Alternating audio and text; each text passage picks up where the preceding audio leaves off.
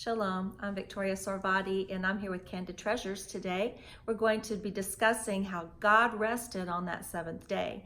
And I think it's important for us to realize why he rested. It says in Genesis 2 verse 3 that God made the seventh day and he sanctified it, made it holy. He sanctified it unto himself. He made it a holy thing, a holy day. And it says he rested because he rested on that day, and so that the day itself could produce.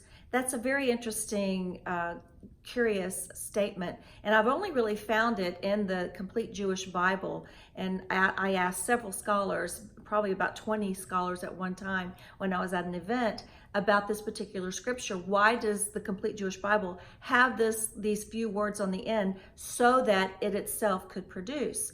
And all of them says absolutely the Hebrew does say, and they agree that it does say that it has a producing aspect of it after he created it. I think this is very interesting. You know, whenever you read a scripture and then you see a so that, we need to pay attention to the so that.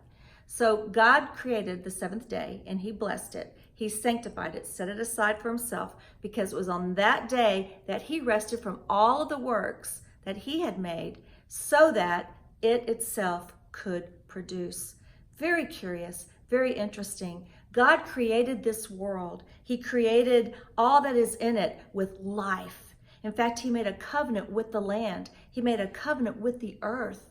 And with that covenant, he has put life into it. In a tiny seed, he has put all kinds of life.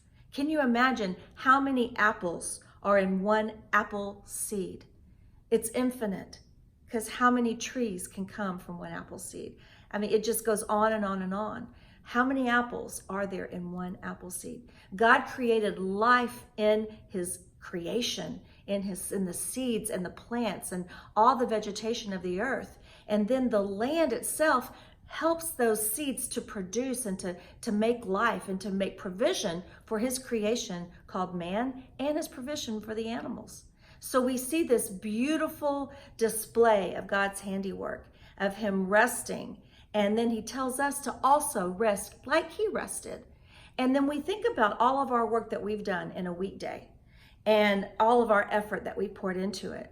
And when we apply this principle that God rested on the seventh day so that all the work that he has done could have a life of its own, that it could produce, then we can understand how we can rest in God's promises. We work all week and then we rest on that day and believe that all the effort that we put out in the week prior, in the days prior, will have a life that will continue on so that there will be provision in our house.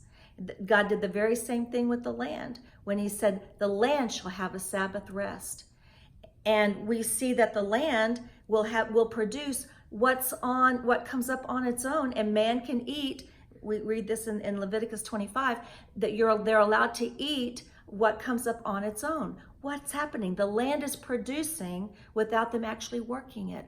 It's a beautiful concept that God has placed in the covenant that he made with the land, and we are the beneficiaries. God bless and shalom.